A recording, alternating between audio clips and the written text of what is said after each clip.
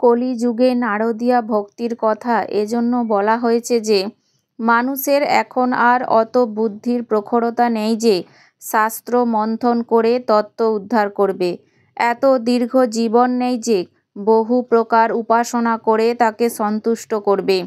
তাই সে বলে, আমি আর কিছু করতে পারছি না, প্রভু তুমি দয়া করো, কৃপা করো, আমি তোমাকে চাই, তুমি তোমার স্বরূপ আমার কাছে উদ্ঘাটন করো, আমার আর কোনো উদ্দেশ্য নেই। শ্রীরামকৃষ্ণের কথামৃত তার উপদেশাদি অন্বেষণ করলে আমরা দেখতে পাব তিনি জ্ঞানযোগের অনুশীলন করে চরম তত্ত্বকে সাক্ষাৎকার করেছেন, যা জ্ঞানীরা করেন। তিনি যাগযজ্ঞাদির অনুষ্ঠান না করলেও বহু প্রকারের সাধনার পরাকাষ্ঠা করেছেন, নানা রকম কিচ্ছ সাধন করেছেন যা সাধারণ মানুষের কল্পনার অতীত। তিনি খ্রিস্টান, মুসলমান প্রভৃতি বিভিন্ন সম্প্রদায়েরও সাধন করেছেন। এই বিচিত্র সাধন পথের ভিতর দিয়ে গিয়ে তিনি যে তত্ত্বে পৌঁছেছেন তা একটি, তার অনুভূতিলব্ধ সত্য হিসেবে সেই এক তত্ত্ব জেনেছেন। জ্ঞানীরা যাকে আত্মা বলেন, ভক্তরা যাকে ভগবান বলেন, কর্মীরা যাকে ঈশ্বর বলেন, যোগীরা যাকে পরমাত্মা বলেন, তিনি হলেন সেই পরমেশ্বর। শ্রীরামকৃষ্ণ তাই জ্ঞানী শ্রেষ্ঠ, ভক্ত শ্রেষ্ঠ, কর্মী শ্রেষ্ঠ, যোগী শ্রেষ্ঠ। তার কথামৃত জ্ঞানের অফুরন্ত ভাণ্ডার, আর তিনি ভক্ত তো বটেই। তার জীবন কর্মের পরাকাষ্ঠা, যোগের পরাকাষ্ঠা।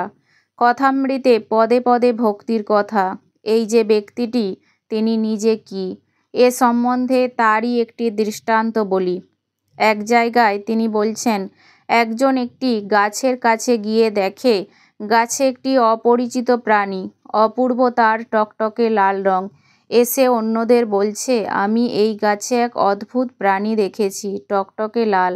তখন আর একজন বলছে যে, আমিও তো কিছুক্ষণ আগে ওখানে গিয়েছিলাম, দেখলাম ঘন সবুজ রঙের।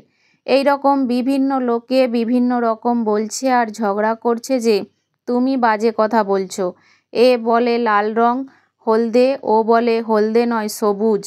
এই রকম করে পরস্পরের তুমুল ঝগড়া বেঁধেছে। ইতিমধ্যে আর একজন লোক এসে সেখানে হাজির।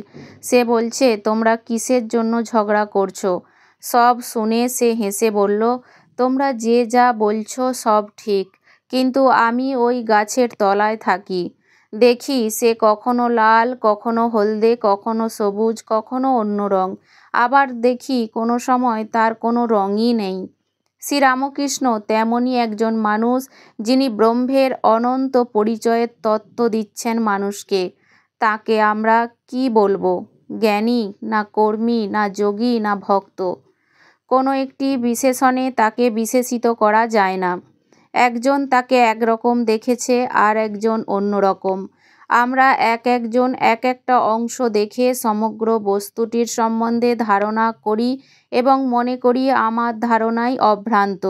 এইভাবে আমরা পরস্পরের সঙ্গে বিবাদ করি। শ্রীরামকৃষ্ণ এসেছেন আমাদের এই বিবাদের নিরসন করার জন্য। তাই তিনি জ্ঞানের সাধনা করে জ্ঞানী, যোগের সাধনা করে যোগী, কর্মের সাধনা করে কর্মী, ভক্তির সাধনা করে ভক্ত। এত প্রকার বৈচিত্র্য তার ভিতরে।